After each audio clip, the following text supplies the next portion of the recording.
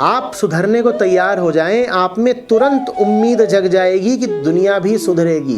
कोई आपको मिले और कहे इस दुनिया में कुछ नहीं हो सकता, तो साफ समझ लेना कि वो ये कह रहा है कि मेरा कुछ नहीं हो सकता। कोई मिले और कहे कि मेरी बीवी सुधरने से रही, तो साफ समझ लेना कि वो कह रहा है मैं सुधरने से रहा।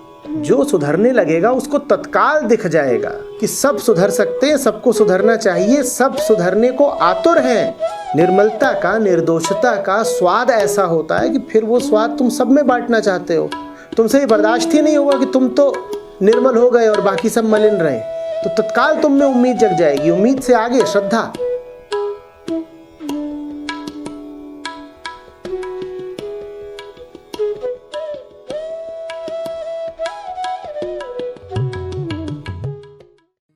प्रणाम आचार्य जी।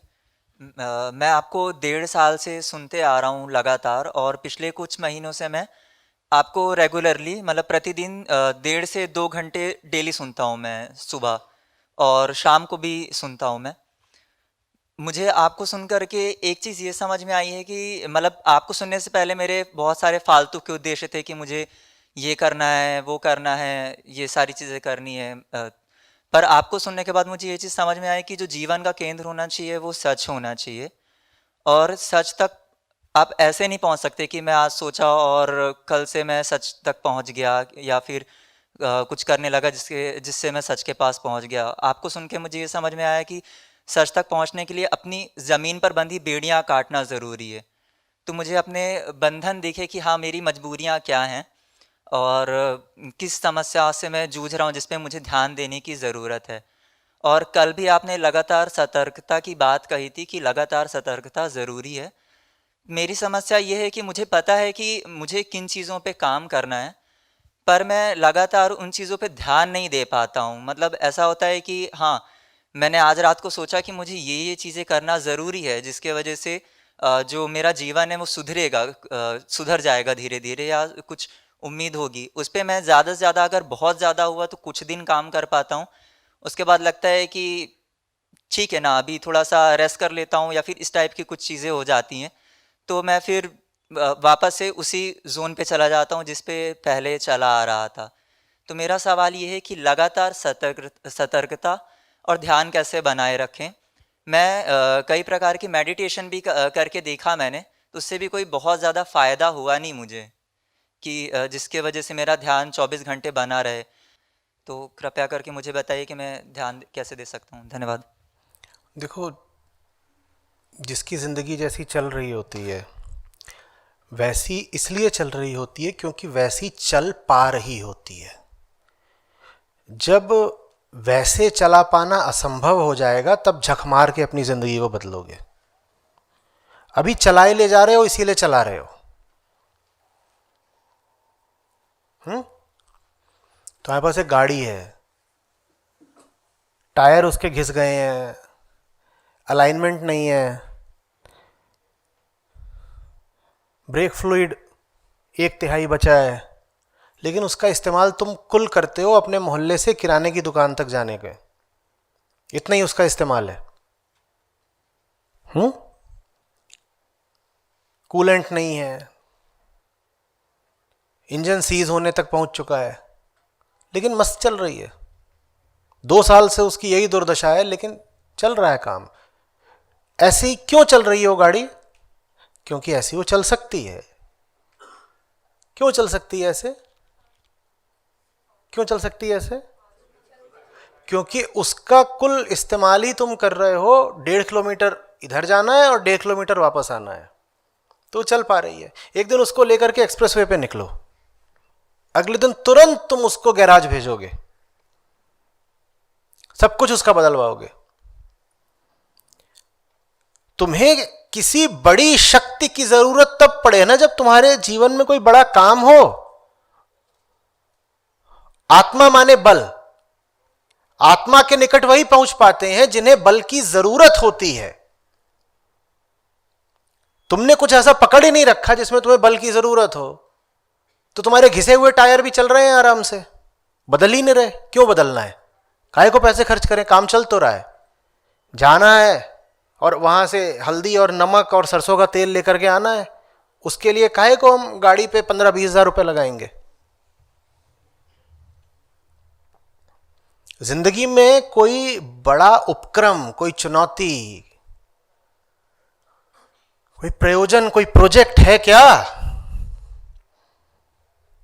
अच्छा मान लो महाभारत है, अर्जुन ने पहले ही कह दिया होता लड़ना वड़ना क्या है, कुछ नहीं, ऐसे ही ठीक है, बढ़िया मजा आ रहा था, बाहर घूम रहे थे, वहां कभी नचनिया बनने को मिलता था, बीच में एक प्रेमिका भी बन गई थी, द्रौपदी को पता भी नहीं चला, सब कुछ बढ़िया खूब घूम घाम कर रहे थे, समस्या क्या है? काहे को जाके दुर्योधन से पंगा लेना?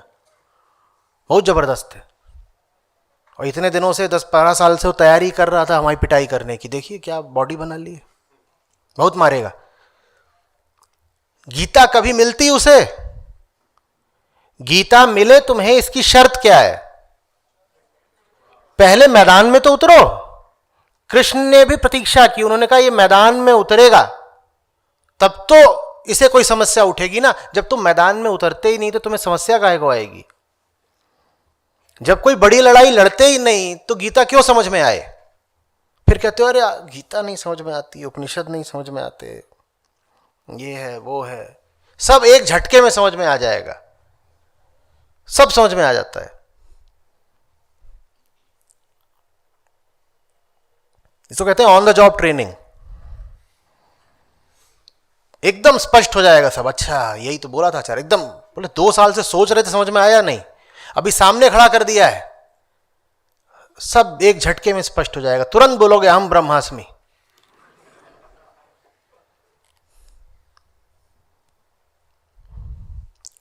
कोई बड़ा काम तो करो तो अध्यात्म की तुम्हें जरूरत पड़े। कुल करना क्या है? घर से निकले, कॉलेज चले गए, वहां सो गए, किसी ने प्रॉक्सी लगा दी, इधर उधर गए, हरी चटनी से समोसा खा लिया, 2-4 लड़कियां थी उनको घूर दिया, पास होने के लिए 40% चाहिए होते हैं,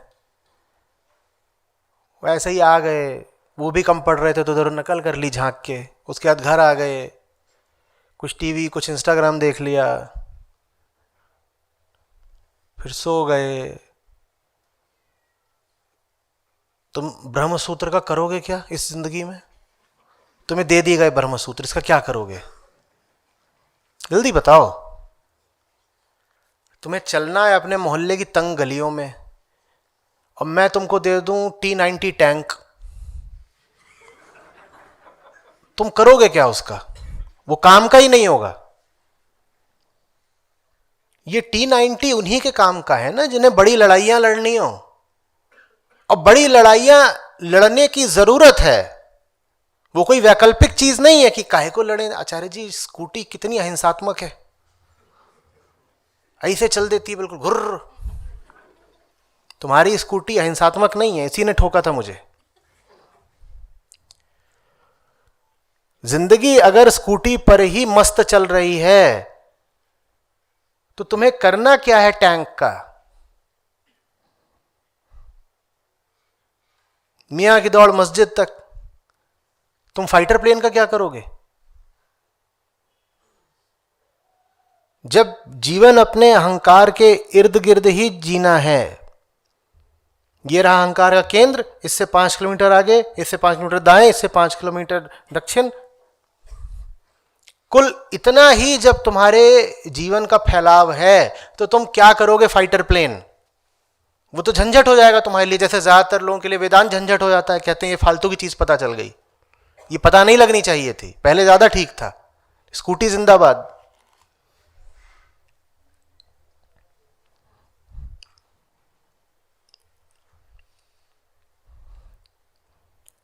मुझसे बहुत लोगों को लाभ हुआ भी है, बहुत लोगों को, सैकड़ों में उनकी संख्या जिन्हें बहुत बहुत लाभ हुआ है, और ये सैकड़ों हुए जो मुझे पता है, जिनको मेरे पीछे से हो गया, जो मेरे सामने कभी नहीं पड़े, उनकी तादाद हजारों में हो सकता है, लाखों में हो।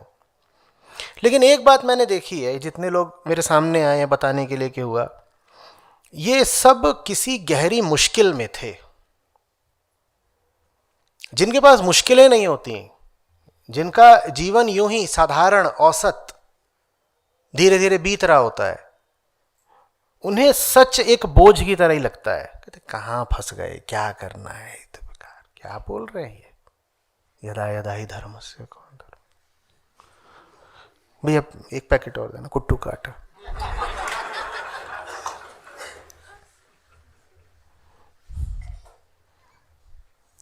कह रहे उसने भेजा था कि जाके कुट्टू का आटा ले आओ, अभी घर जाके उसको मैंने बोल दिया कि यदा यदा ही धर्म से, बहुत मारेगी।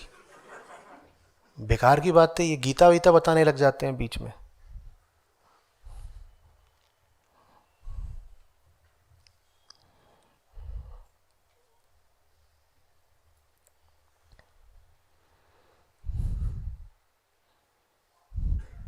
आज के युग की विडंबना ही यही है कि जिंदगी बहुत आसान कर दी गई है। एक बिल्कुल मरियल औसत आदमी के लिए भी जिंदगी बहुत आसान कर दी गई है। काहे को चाहिए अध्यात्म? बोलो 4000 में एंड्रॉयड फोन आता है कि नहीं आता है? सब कुछ चलता उस पर। जब 4000 में जिंदगी इतनी रंगीन हो सकती है तो काहे के लिए कोशिश करनी? इतना ही नहीं है, बस 400 और खर्च करो तो उस पे पीछे से कवर ऐसा लगा देते हैं जैसे एप्पल हो गया वो उसमें बना देंगे कि इसमें 5 कैमरे हैं, वो पीछे से कवर ऐसा लगा देते हैं और सेव बना देते हैं। जिंदगी जब ऐसे ही मजे में बीत सकती है तो आत्म विकास की आवश्यकता क्या?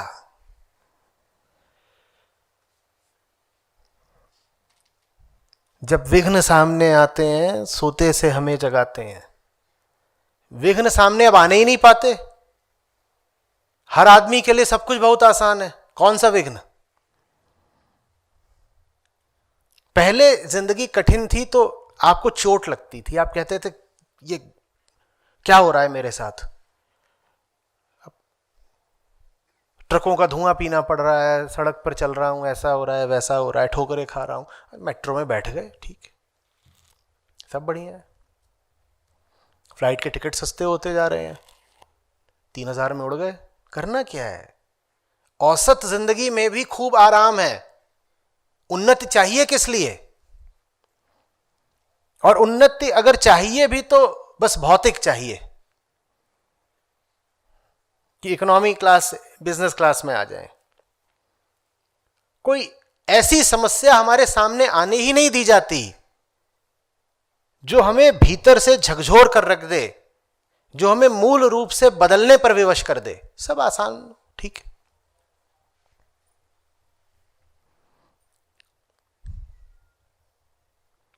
मैं नहीं कह रहा जिंदगी को जानबूझ करके कठिन बनाओ, पर मैं बता रहा हूं कि आज का समय इतने विनाश और ह्रास का समय क्यों है? आदमी की चेतना इतने गिरे हुए स्तर पर क्यों है आज?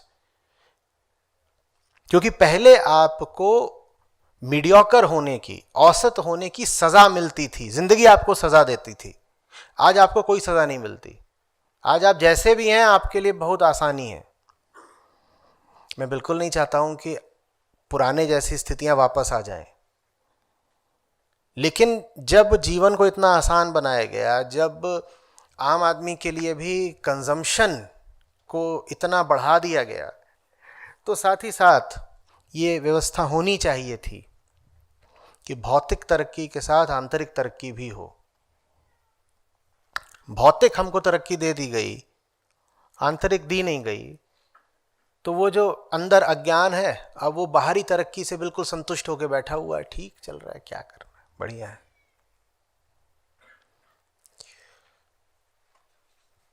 बीमार हो जाते हैं, मेडिकल साइंस से दवा मिल जाती है। मनोरंजन की कोई कमी नहीं।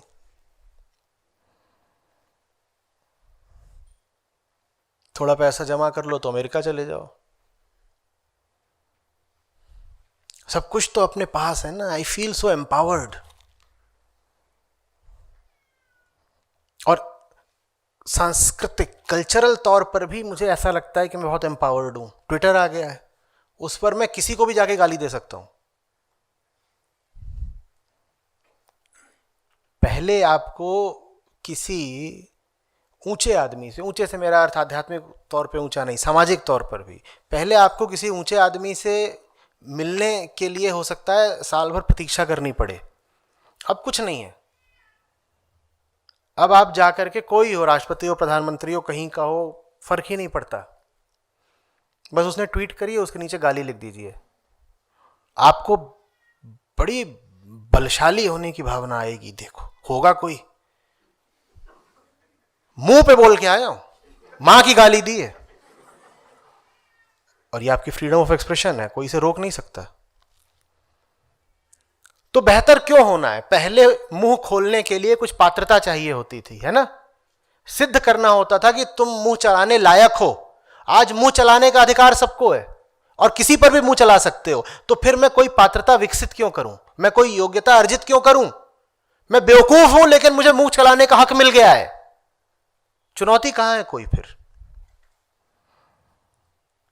कहां चुनौती है, बताइए ना। बेहतर होना है तो जिंदगी को थोड़ा कठिन रहने दो, आराम तलब मत बनो, कुछ कष्टों का वर्ण स्वयं ही करो।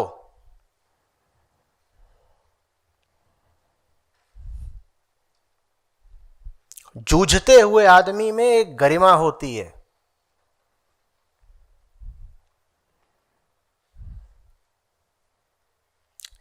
संघर्षशील रहने पर एक तेज विकसित होता है।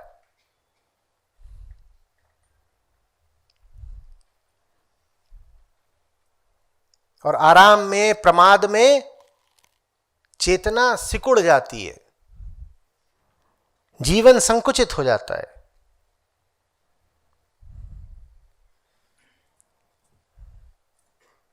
कठिनाइयां पहले से ही मौजूद हैं, उनको दबाओ छुपाओ मत। और अगर कभी लगने लगे कि कठिनाई तो कोई है ही नहीं, तो समझ लो जीवन में कुछ गड़बड़ हो रही है, कठिनाई ढूंढो, होगी, तुम्हें दिख नहीं रही है।